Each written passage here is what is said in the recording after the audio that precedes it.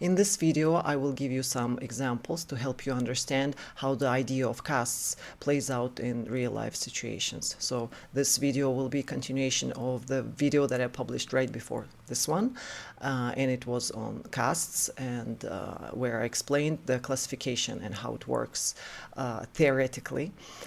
So if you haven't watched that video, it's better if you watch that one first, and then if you're still interested, come back to this one. So here I will just tell you some stories from my life, and I will ask you to tell me, when I finish, to tell me who were you in that story? Where do you see yourself in that whole story? Which part would you be playing if that story would have happened to you? That's how we will understand which caste do you belong to.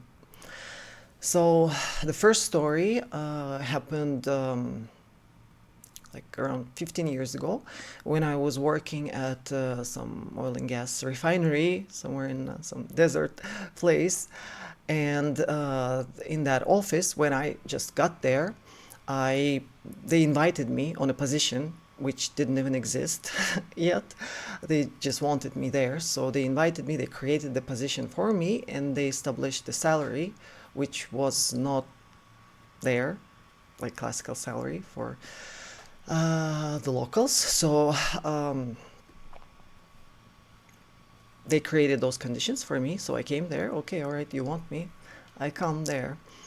And as I started working, because it was like an executive position, so I was a little bit above the general office staff.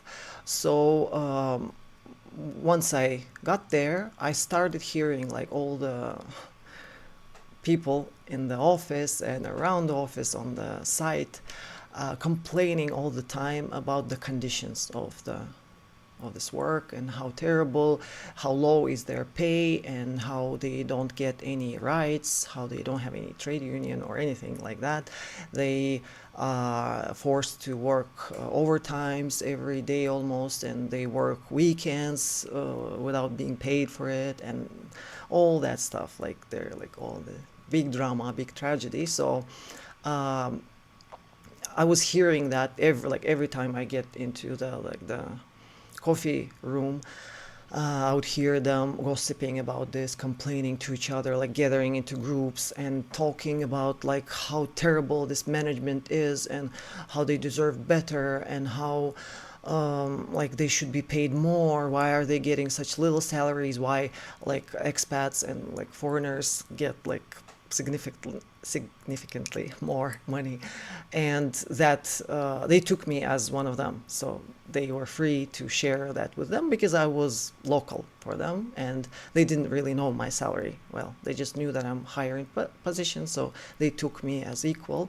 So they openly shared all their like ideas, how this should be changed, and how it's not fair, how they don't want to work these extra hours, how they hate weekends, why they don't have any free time for the family, and all that drama. I was listening, and for me it didn't really touch me, because like I didn't have to work overtimes. Like my conditions were like much more comfortable, like no weekends, no off extras, no overtimes. Like if I would work overtimes, I would get paid. Like in my case, it was comfortable. For them, there was no such a thing. They were just all like a flock used for work. So what happened later? Within like first maybe like a couple months I was listening to that. On the third month, there was like, because my position was executive, so I was going to the management meetings. Like those people, they wouldn't have like free access to directly talk to the management and express, and there was like no trade union to express it for them. But I had direct access to the management, and the main boss, who usually was not there at the site, but sometimes he would come, and like on the third month of my work there, he appeared.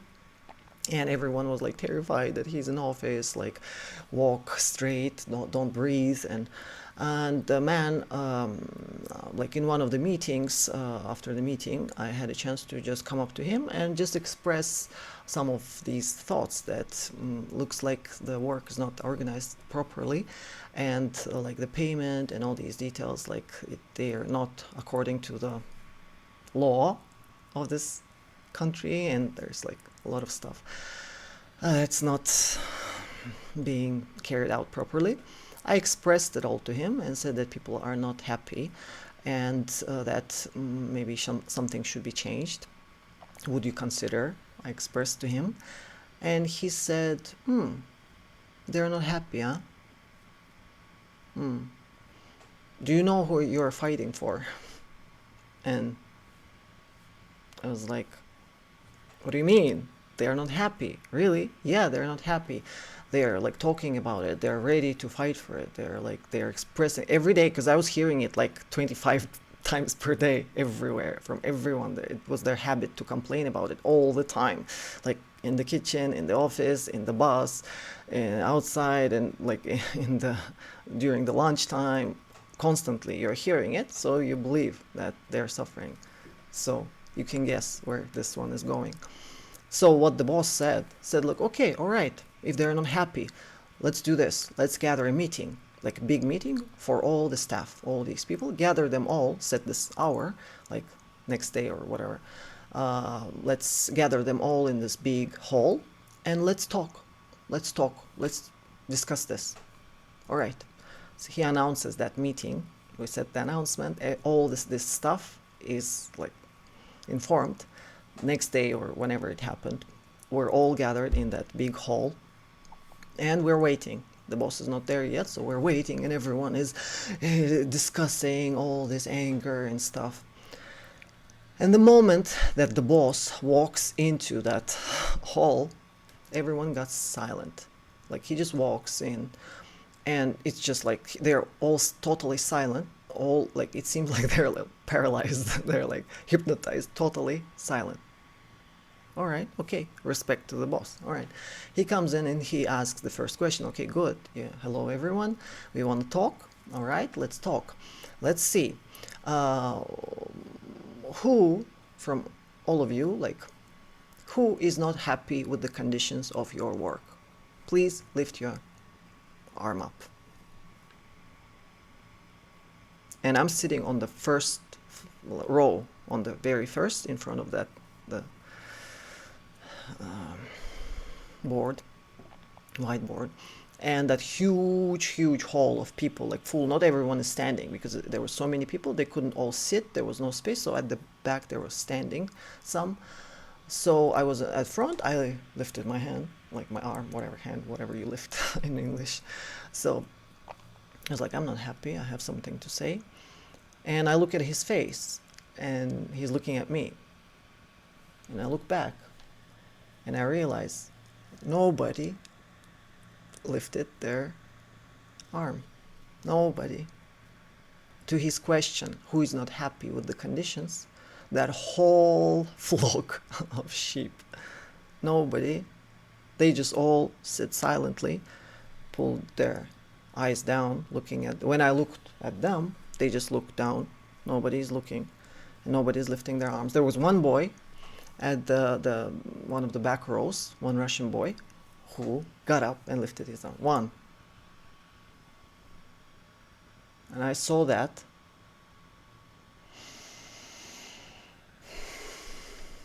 You can probably, some of you can probably imagine how I felt being put in that condition. Like I put myself in that condition. They didn't do it. They were just gossiping, and I took it seriously. I thought they're really suffering. They're ready to talk about it. And I was like, all right. I already made that step forward. Like it's not like me to back off. So, okay, all right, I'll do it all by myself. And so the boss says, like, do you still have something to say? I say, yeah, I do, actually.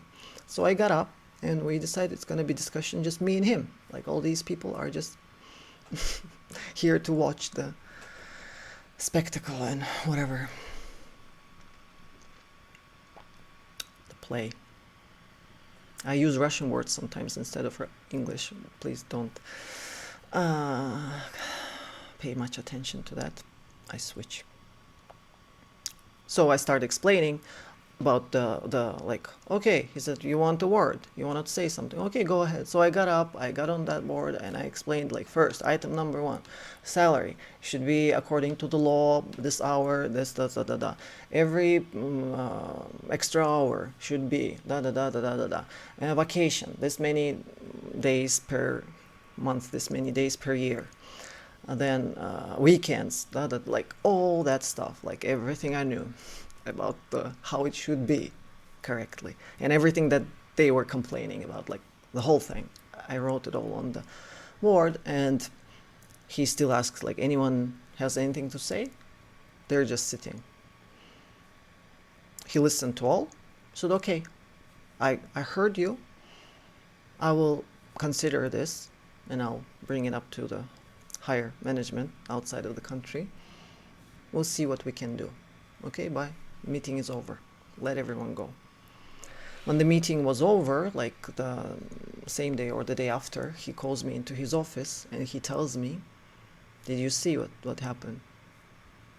How do you feel about that? Like, do you still think that there should be a change in here? And I said, yeah, I started. I will not change what I'm saying. Yeah, I think there should be, like, according to the rules, according to the laws, it should be done properly this way. I know how it should be. And it should be right. And I know what is right. And the right for these people is to get paid. And the right for these people is to get paid for overtimes, for holidays, blah, blah, blah. Like, I know what is right. Like, I will fight for it. And he said, all right, because you announced it publicly and brought it to attention, there can be, like, some government agencies which can now pay much closer attention to this whole thing, and he can really get in trouble now if he doesn't take any action. So he says, like, do you want to take this whole thing back and, like, cancel and forget and remove, take few steps back? And I said, no, I don't feel like doing that, even though they don't care. I do. He said, okay, I'll give you a choice. I'll do what you want, but you're gonna go. He said, just think about it. You're the only one who has actually something to lose, because these people, they get paid so little. Even if they lose the job, they don't lose much. You are the one who gets paid a lot, more than them, several times more than them. You have something to lose, actually. You have conditions, and you have privileges, and you have a position, and you get paid more, and you have something to lose. I'll give them what you are asking for, but you are gonna go. I'm not gonna extend your contract. And I was like, okay, all right, if that's the price, let's do it. And so that's what I did. I said, yes, okay, I do not cancel my wish. Do it. And he said, all right, good. My contract was not extended. I finished that third month, and I left that place, and I found other things to do in my life. And maybe like a year after, one of the girls from that whole huge team wrote me, I don't know, some messenger somewhere, and said, like, you're gone for like a year or whatever, maybe two already, I don't remember when it happened, the conversation. And she said, like, you're gone for so long, but these people are still talking about you. And I'm like, what are they talking? This is like, for example, we are in the lunchroom and we are having just like a normal lunch, and like your name pops up all the time. They're discussing you all the time. Like, why? I'm gone like 2 years. Like, I'm not there. What are they talking? What are they saying? And she was so kind, kind enough to tell me that they're talking about me as being, they're calling me a usurper. Is that the right word? And they're saying, we're so glad that that usurper was finally kicked out of here. And I was, when that girl wrote me, I was like, why are you telling me this? I wish you never told me. Like, that feels disgusting. Because they're discussing me behind my back when I'm gone, calling me terrible, terrible usurper, or the terrible evil being who created chaos and mess in their life there. While actually they don't even realize how did they get the salary increase. They don't connect the dots.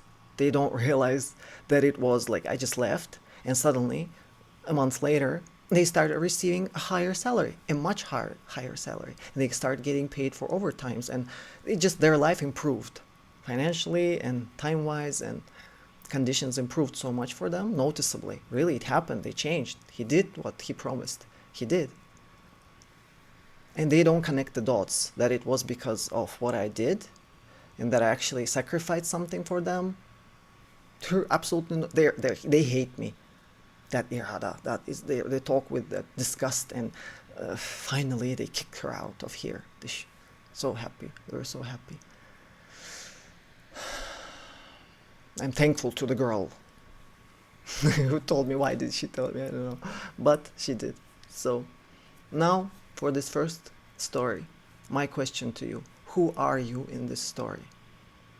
Are you me? Or are you these workers, these people?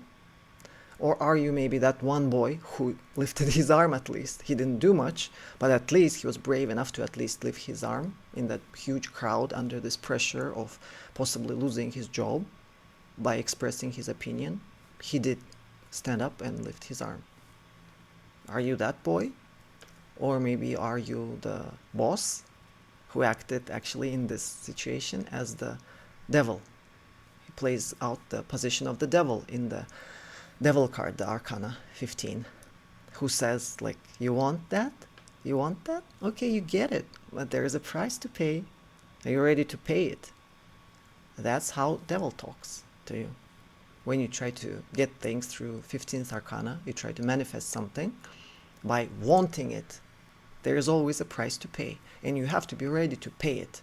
Then you can master the 15th Arcana. So I paid it. And I got what I wanted for them, even though they never realized how it happened. Or that's the awareness level of the first caste. What do you expect? Do you expect them to understand? No, that's why I'm saying, if you are one of those who would not get up, then you do not have a right to speak here. And now 15 years passed, and I've been to like quite a number of countries and gained quite a number of experiences and worked in quite a number of different companies. Gained experience basically throughout that time. They are still there. 15 years passed, they're still working on that same spot, not moved an inch, still in that desert place, working on that oil and gas refinery, and maybe still getting that salary. I don't know, maybe already raised. But you think, who are you in this one? And I'll tell you one more. This one might be a little bit more dramatic than the first one, but it shows a lot. It happened even earlier. Now, when I was 16, I just came back from the exchange year, US. My 16th year, going to be 17. And when I just returned I was on exchange year to the United States for the 1 year, school year. I came back home, and I met this girl at one of these unions of all these exchange students. I met a girl who was at that time 27, and she was a musician. She was very talented guitar player, and she was writing songs, like composing the music and writing the lyrics, and she was performing them very well, and her guitar skills were amazing. So like all together, she was like something else. She was like a little alien to me. I was so charmed by her like how different she was. I was so charmed, and she liked me back. Like we got in like contact in some kind of friendship, in which I was on the like lower position. Like she was like somebody you admire, and I was not talking there. Like she was the one who talks, and I was the lower one. I'm 16 only. Like what do I know? Like I don't talk. My mouth is always open. I'm just staring at her, listening, catching every word she says or sings, or I'm listening. She was the first one who told me, like once we were walking outside on the, like in the nighttime after some of her performances, and she would look up in the night sky and she would talk about energy and cosmos. And that was like, for me, it was like, like, wow, what is this? Like, I thought that she is like, wow, like I admired her, like in a probably not very healthy way. So that's one probably why that's like included in the commandments, like not to do that, because you're losing your awareness when you do that. So I was charmed, and I put her so high on the pedestal compared to myself. And then that friendship was like, I don't know, it was summertime, and we were spending a lot of time together, and it was an honor for me. I felt like an honor to carry her guitar for her, like when she was going to some performance, and she would call me, and I would walk with her, and we would just walk, and I would be so proud to carry her guitar for her. Like that's how much, like I felt like she has something that I'll never have, that talent to make music, to sing. To me, that was like, singing is like only gods do that, goddesses. Like I'll never be able to do that. I just, like my eyes, or like she plays an instrument. I was, you can imagine. I don't know. So I was following her around, and one day she said that she has some friends that work on in some, like some foreign companies. We had constructing something in outside of our city, and that company was from Germany or something, and she had some friends there, some engineers, and of her age and older, with whom she was like, I don't know, being friends, whatever. And some of them said that, one of them asked like if she can arrange a trip for him, it's her friend, closest one, and his two fellow engineers, to trip outside of the city into the desert, where there is like those villages of the, like kind of like native people, let's say, that they're still living in that type of the like desert lifestyle, in those tents and so on. And they wanted to see that, like an amusement, whatever. Can you take? And there were those two. They were finishing their contract, and that was like finishing week of their work. So those two are about to leave the country. So he asked, like, can we arrange this like last event for them before they leave? And but they might wanna like communicate with those people. Like we will need a translator. And like her language skills were not good, so she asked me if I could help, because I just came from the US and I spoke that language and the local language, and like all the languages included which were needed for communication. And I was like, yeah, sure, why not? I speak their language, their language, like I can help. And she said, like, cool, we'll just organize the car. They'll come with a car. There will be this one. How many people? No, he and two. This one and two, because there were three people on the back seat. So it was me, her, and one engineer. Okay, one engineer was supposed to leave, and he was the second one. So total people in the car. We got the car. They came with the car. There was a driver, the local man. Then this one, her friend, his friend, engineer, who's about to leave, she, herself, and me. So that's two men and me and my friend. And we got into that car, and we're going towards that village, whatever, out in the. And there's the road is of course not paved. It's not an asphalt road. It's just ordinary, and not very good. You can't really drive too fast on that road. But the driver was like going pretty fast. We got there quickly, but when we entered the village, the people got like, what is this, what is this? Everybody was like, who are they, who are these strangers, foreigners coming, and they all ran away. And the oldest man of the village came out, like very old with this big beard, and was like, he came out, and like everyone else he sent away, he came out alone to us. And he started like, what who are you, what are you here for? And I translate, and I say that like, we just wanted to see how you live, like we wanted to visit. And he got so mad, like, what are we for you? What is this, a zoo? Are we monkeys in the zoo? You're coming looking at us, like, get out of here, get out, we're not monkeys. And this is not a zoo for you to look. And he was so angry, you keep coming here looking at us, like, get out, get. And he was so angry. And with that anger, he said one phrase, like, I hope your road is gonna be not very lucky, let's say. That's my softest translation that I can give. He just sent us to like, why don't you just go to hell? Get out of here. We were like, oh, okay, all right. The men were like, okay, all right, sorry, what is he saying? What? Okay, he's yelling. Okay, let's go. We all get into that car, and we're like, we start driving away. Like, okay, go. That was a bad idea. Let's just go. And we're going, and the driver, like, he knows that area actually. The driver knew the road, but somehow he was like going very fast. Somehow he managed to forget the turns on the road. He forgot probably that specific, I don't know what he was thinking about at that specific time, but this is what happened.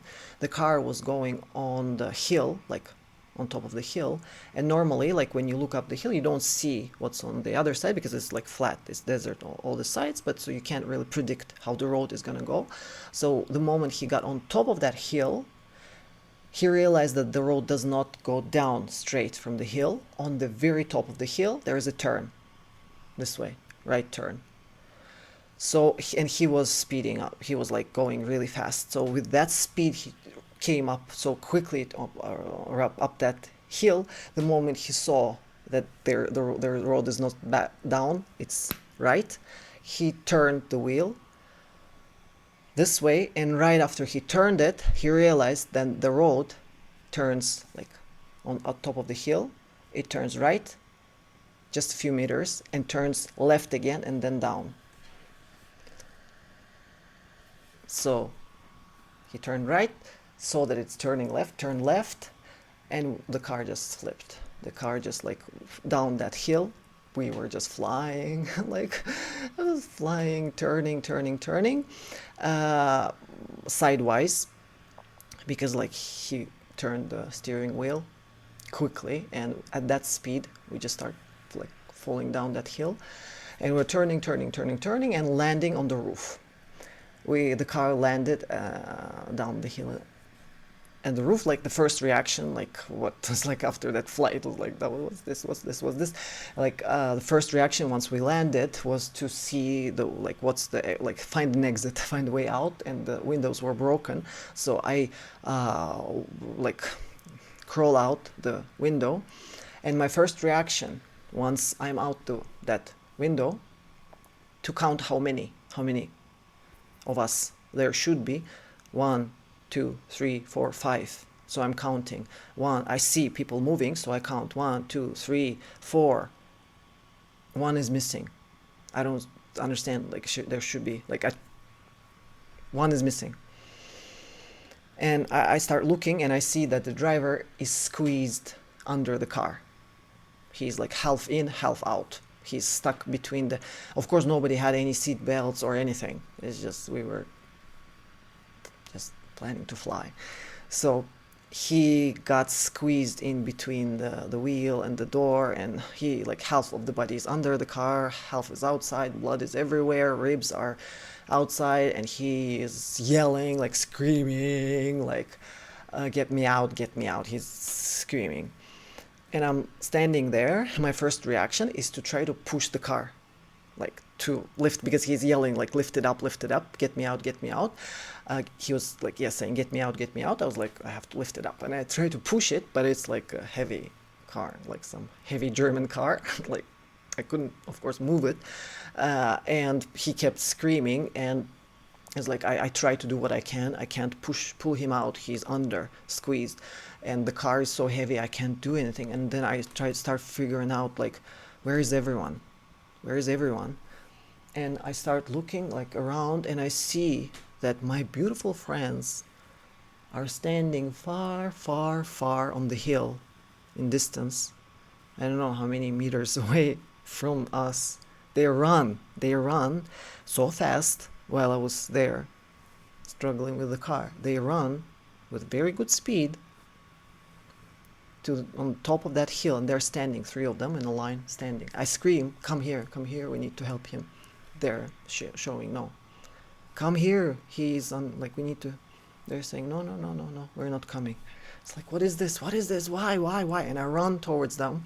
I come them like he's squeezed under the car. We need to lift the car up. We need to get him out. And they're saying, no, they're, I don't know, apparently engineers. They're telling us, no, the car is going to blow up. And I'm like, yeah, exactly. If it's like, I didn't think that it can, like, I didn't really consider that it can blow up. Like, I've seen movies where it blows up, but it didn't come to my mind that it can, because my mind didn't think that way. I was focused on the man. But they were like, no, it can explode, it can explode. I'm like, that's why we should hurry. And they start screaming, these two men, one was like older than her, he was like maybe 35. The second one was around 40.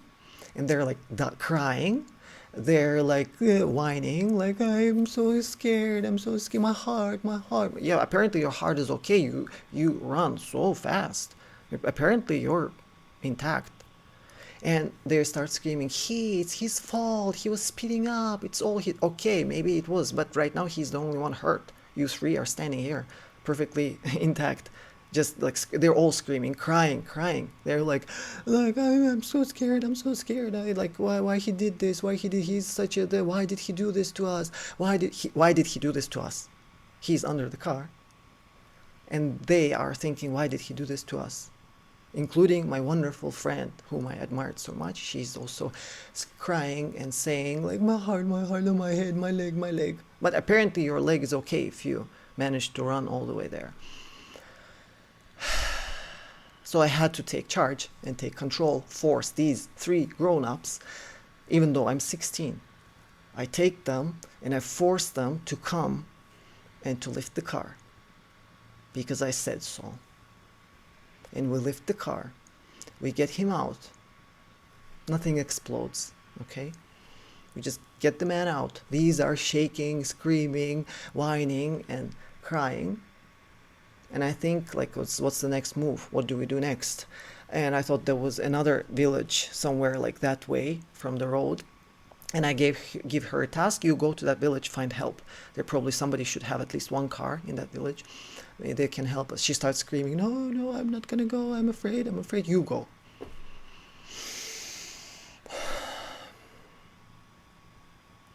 At that time we were very lucky that there was a car passing, that there was some, down that same road where we came from that village, there, like further down the road, there was some sacred place where sometimes some religious people go there to like ask for like contact with some spirits and ask for things and pray.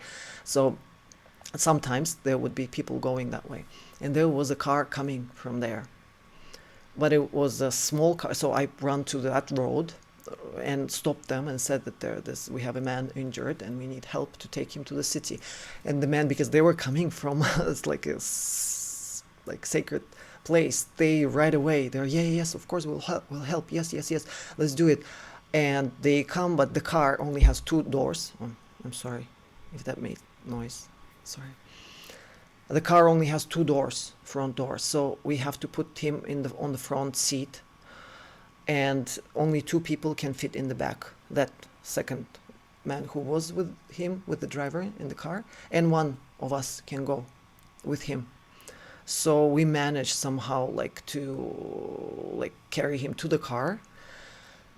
And then I tell the girl, you go take him to the hospital. because I'm 16, I've never been to hospital. Like, I don't even know at that age how hospitals work. Like, never in my life did I enter a hospital. Like, I don't know the system. I don't even know where is it located.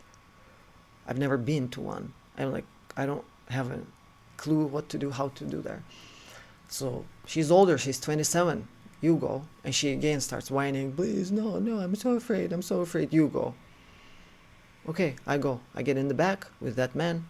We put him on the front seat, and those three stay there in the desert with the car, and we go.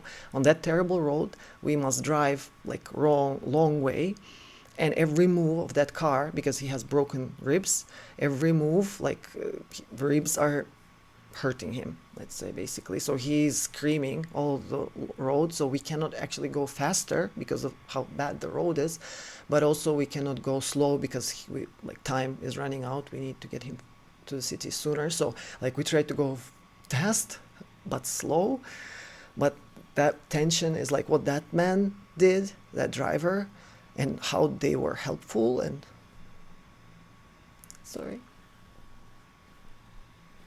sometimes I get emotional, sorry, on this story.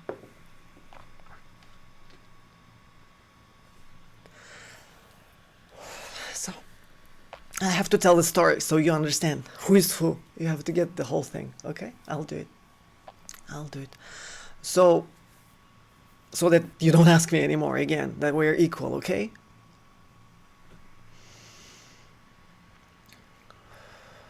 So we enter the city, not the main part of the city where the main hospital is, but there was like little, before the city, like, I don't know what are they called it, little region, which has their own little hospital.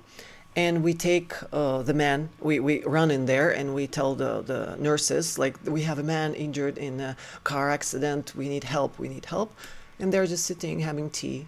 They're like looking at me. I'm like telling, help. And they're just, no, take him to the city. No, it's not our region. It's not our responsibility. Region, you have to take him to the main hospital, to the city. How do I take? It's the car. Is this? He has this. He's screaming. His blood is everywhere. Blood. And they're just having tea. They're like, no. And I'm getting angry and I'm yelling at them. You have to do it. While I was angry, yelling at them, like, how can you just sit? Do something. Give him at least a shot. Give him something. He's screaming. How can we give us an ambulance at least to take him to the city with an ambulance? And these ladies are like, no, not our responsibility. No, we have people dying here all the time. Nah, just one more. And because I was screaming, one doctor, like one man came out and he took the responsibility. He said, okay, here, okay, good. I'll give the car. I'll give him a shot. And he took charge. He got the, whatever that stretcher is, to take him out of the car. Like, then, because we all got out from that other door, three of us, and he was still sitting in that one seat in the car. And so they took him out, put that on that stretcher, and I asked what they're gonna do. He said they're gonna give him like a painkiller so that he doesn't experience that pain, and then they will, in that ambulance car, take him to the city hospital. And we can go, he said. After this, he said, I'll take care. And the man called me, the dying man himself. And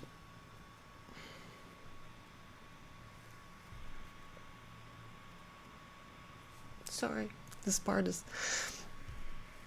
he said his last words to me, basically. He said to me, thank you. Just the way he looked into my eyes. He said thank you for that. Just said thank you. And sorry.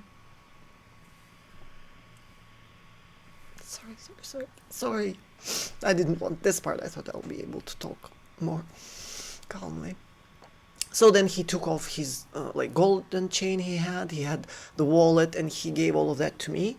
And he told me the number, home phone, like home number of his brother. He said, please call my brother and tell him that I'm in hospital.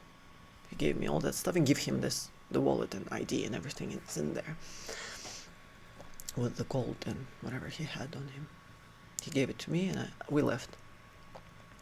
Before we were leaving that place in the desert, those German engineers, they gave me a paper with a phone number of their boss. They said, once you get to the city, please call our company, call our boss. This is our boss. You'll tell him where we are, tell him to come pick us up, tell the approximate location. And I got that number. Now I have the second number to call the brother. Okay, we get in the car with those men, and they take me to my home. I get home, and I call the brother first, and I say that there was an accident. Your brother is now being taken to the hospital, the city hospital. I'll meet you there. I'll bring his papers and wallet. And then I call the second number to the boss of those men, and I say that we were out of the city, wanted to see a village, but there was an accident, and now your engineers are in the desert waiting for you to pick them up. Please send the car. And the man starts yelling at me into the phone, like cursing and yelling at me. You're a prostitute. Why did you take them there? Why did you do this to them? What do you think? Because I asked them, like, and the driver is the only one who got hurt. He is in the hospital now. Maybe someone from your company could come and take care, like, I don't know, financially or something, help take care of him. Maybe he needs help, maybe money. When I said that, he started yelling at me that, you think you can trick me, you organized all this thing, you took them out, you did this, now you want to try to get money from me, you think I'm an idiot, you think I'm an idiot, you think, and he cursed me so bad, and I listened because I was shocked, I was paralyzed, I couldn't even answer anything, because that's how paralyzed I was. That's not what I was expecting. I thought he would just say thank you.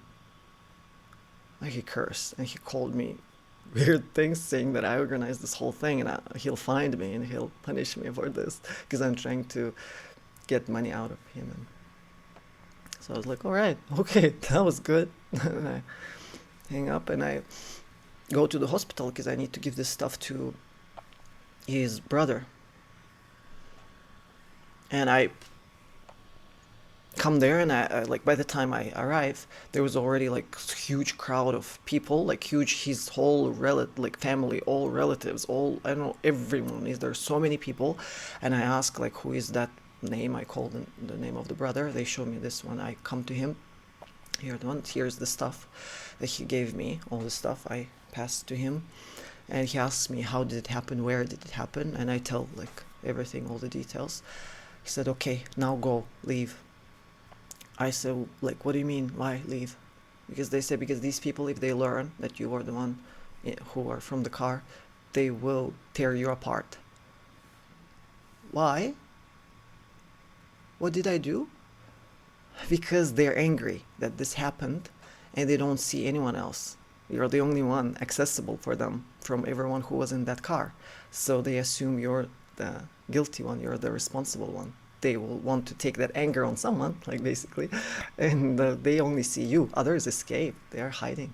They're like, they only see you. They're going to tear you apart if they hear that you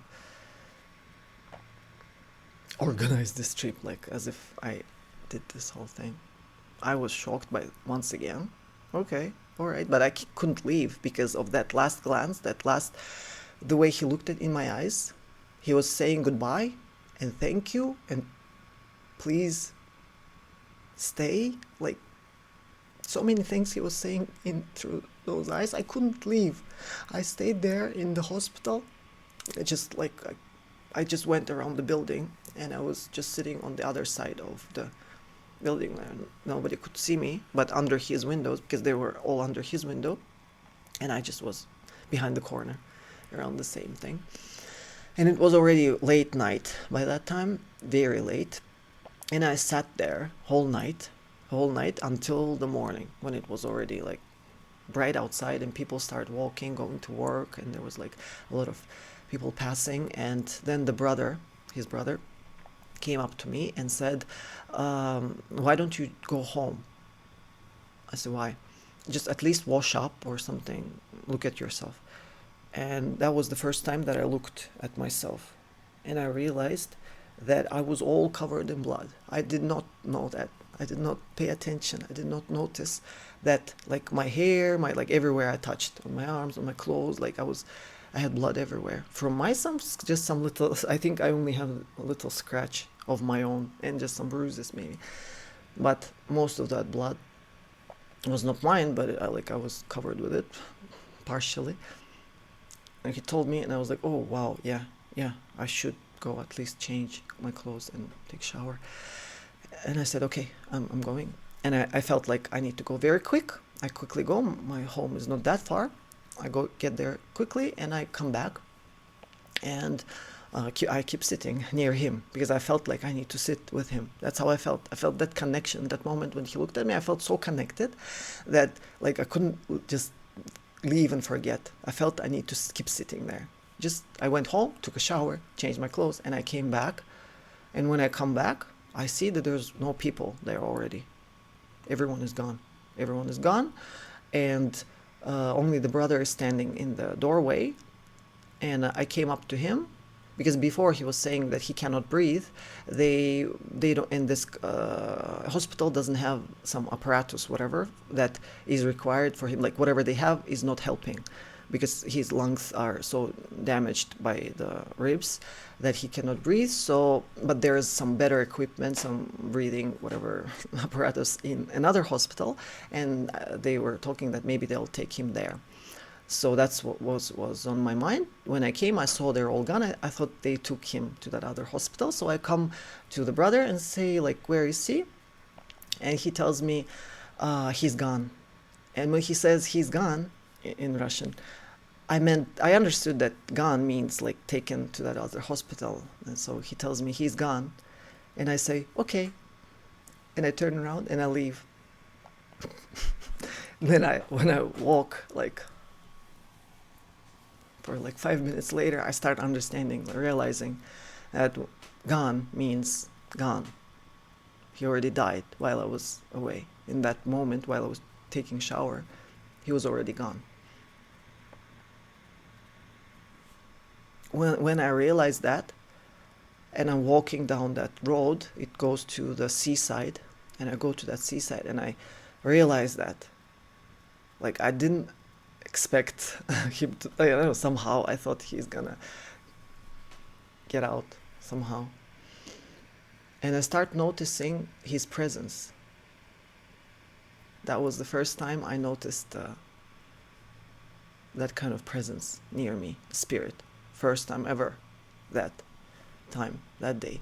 And I was questioning, is it like, am I making it up? Maybe I haven't slept. Maybe I am just, I wish to feel him. I wish to talk to him. Maybe I'm imagining, maybe I'm just hallucinating, maybe I just need sleep. I wasn't sure what is this, but I felt him around me. I felt him around me, giving me like just presence, just his presence. I felt. I wasn't able to communicate with him, but I felt that he's with me, stably, like a man. Is a man. There's a man with me. And I couldn't go home because I was like too overloaded. Still, don't forget, I'm 16, and I was overloaded. So I felt like, okay, I'll just keep walking around this along the seaside and just in some parks. I just kept walking, and just thinking and talking with some imaginary spirit that like I wasn't sure if it's even there. And I was in between dimensions at that point. Now I can explain it, that I was like kind of in between, shifting a little, going down, couldn't believe, is this real, not, am I imagining?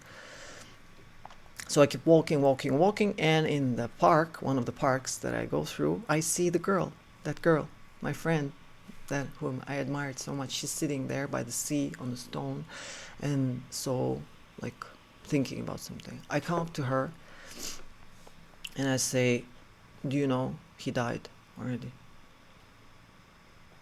And she starts telling me, look, and she has those plaster, whatever is the name, bands everywhere, like here a little band, here a little band, here a little band, like everywhere she had a scratch there was a little band. And she said I had concussion.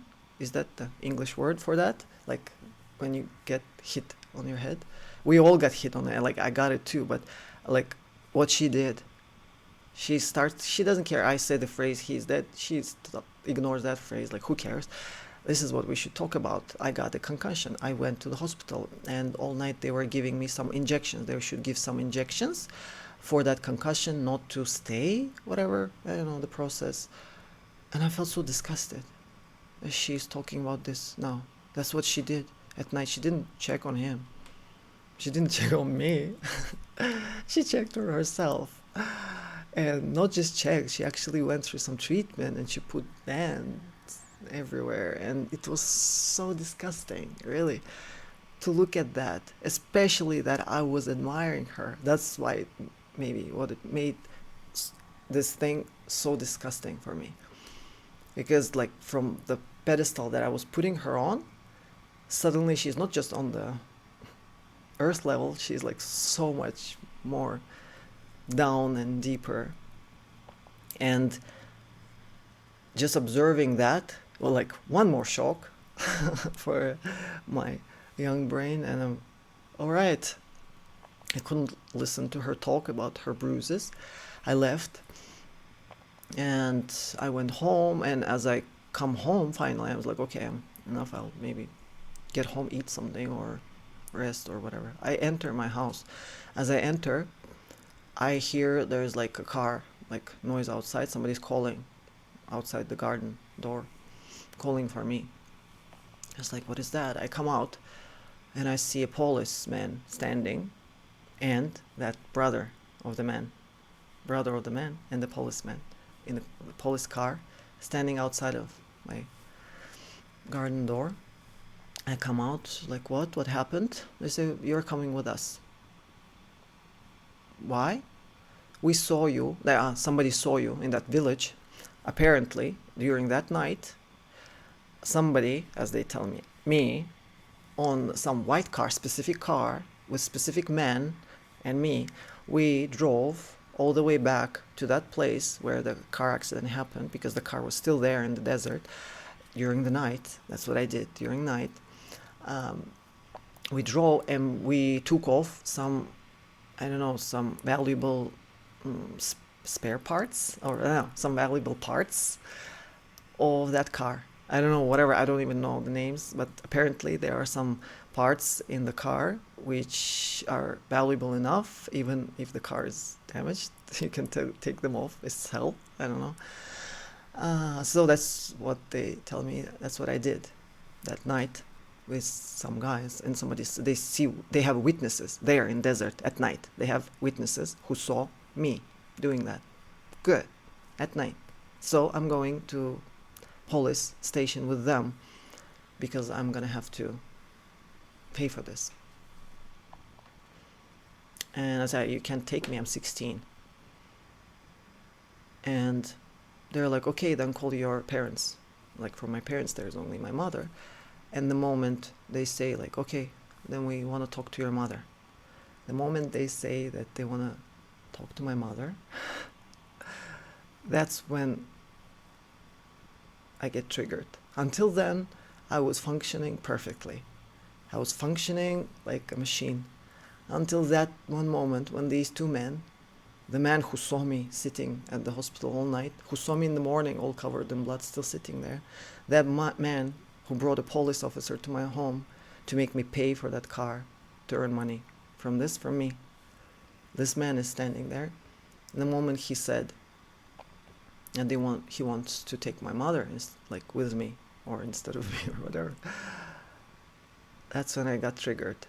Like, if you've seen the movie Venom, when that Venom comes out and shows the face, the real face, instead of the actor Tom Hardy, that's what happened.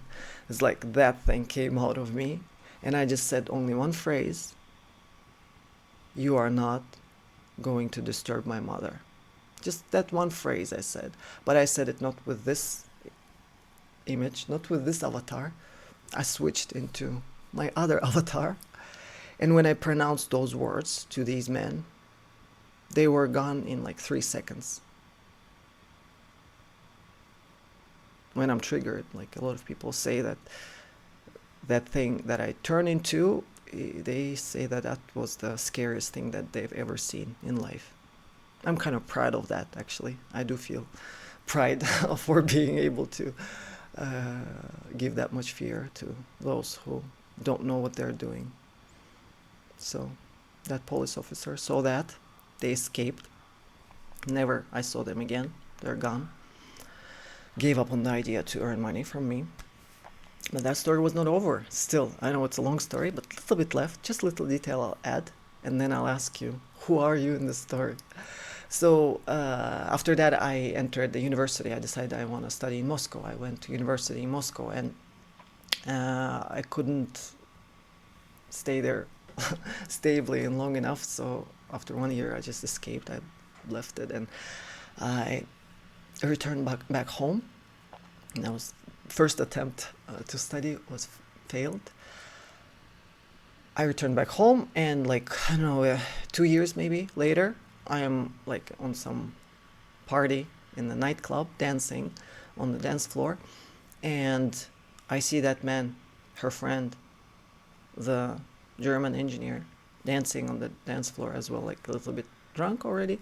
But he sees me and I see him, because after that whole incident, they were all put in helicopter and taken out of the country right away, not to have any trouble with because they're foreigners, and there's somebody like dead in accident, so they just put them all and they took them all out, so that to cover this whole situation. So they were all gone right the next day, I think next day or two after that. They were all gone from the country, and as I understood, they'll never be able to come back. But apparently 2 years ago, he's still, again, back to the city, and he's dancing. And like our eyes meet, and he says, I like his eyes say like I know, and my eyes are saying like I know, and he says like, you want to go talk outside? I have something to say. I was like, okay, interesting what he's gonna say. We go outside, and he starts attacking me with words, saying that, you think we don't know what you did? What? We don't know? You think that you stole the money? Which money did I steal now? The money that I sent for the man, for his family after he died. That girl wrote him that the man died, and the family, the wife does not have a job, and there's like 2 or 3 kids, and nobody to take care of them, no money. Can you please help? Can you send some money at least? The company is not giving anything. Can you help? And he said, I sent the money through Western Union to her name, and she said because she didn't know the family directly, you or me, I was the only one who knew the family directly. So she said she received the money. She said she gave that money to me to pass it to the man's family.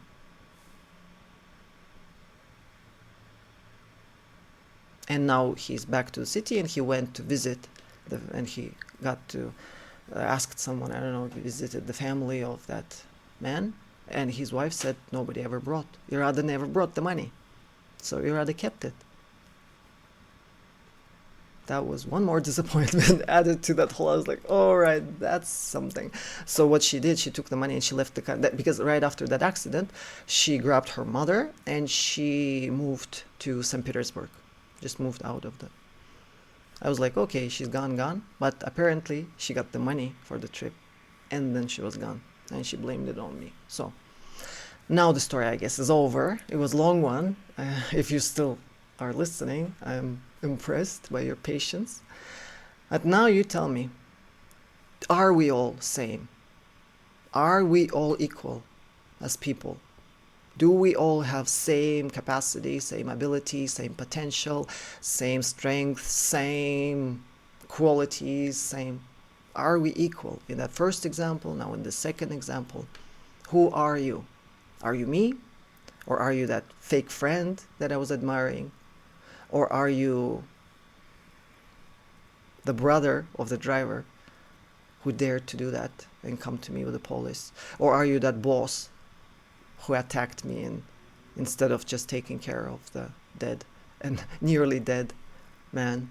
Or are you those nurses in that first hospital who just said, we're having tea, don't disturb us with your dead bodies, almost dead bodies? Or are you that doctor who came out hearing the noise and took the responsibility? Or are you those two drivers, two men driving the car who helped me and took the guy? Are you those? Or are you?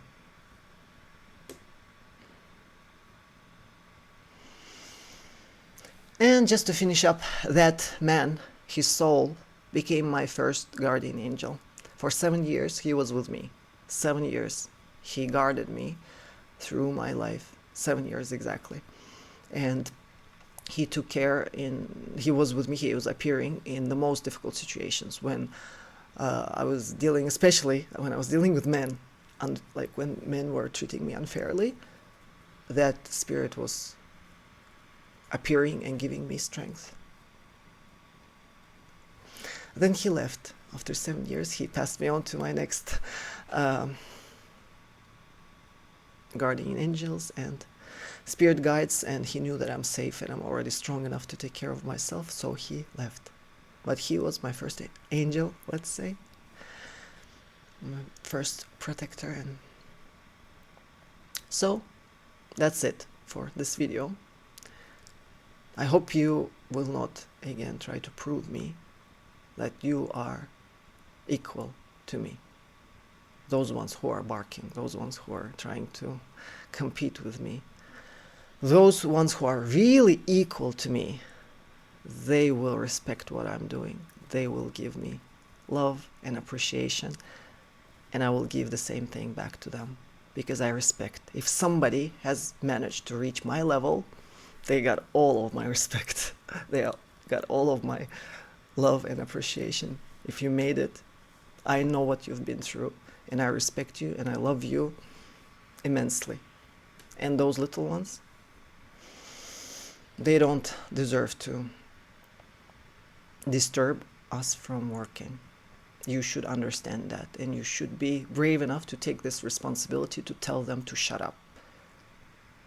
And you have to know yourself and know them, know your place, know their place, and stand strong in your position, knowing that this is what matters. Because your attention is powerful. If you're of my level, your attention is what changes the world. Their attention does not change anything. They can keep barking and barking and barking, and they will never change any world. You can change worlds if you're equal to me. You can create worlds if you're equal to me. And if you know that, you must know yourself, and you must understand how valuable is your attention, and you should not pay any attention to those ones. That's why I'm recording these videos, to get that message through. Do not pay attention to them. That's the most valuable thing you have. Most precious thing is your attention. Do not pay it to them. And to those who are barking, just so you know, after I finish recording these disclaimers, I will just block you. If you annoy me, I will not pay attention to you anymore. If I don't like the first sentence in your message, if your message starts with, but I want to tell you, you don't understand. Like if you're, like your entrance in your message is already smells like you're here to compete with me, to teach me something, I'm not even gonna read. First message, beginning is enough to understand if the person is talking to me with respect and interest, and he's actually appreciating my work and just wants to clarify something and asks question with respect, with curiosity. Those questions I will answer. Those who start from go search, look in Google, somebody wrote me, go look in Google who is Blavatsky, Gurdjieff. If you're gonna send me those messages, I just block you. I cannot afford dealing with you. I fought for you for so long. I've had enough of that. I won all my battles. I'm not gonna fight anymore. I'm just gonna ignore you. Bye.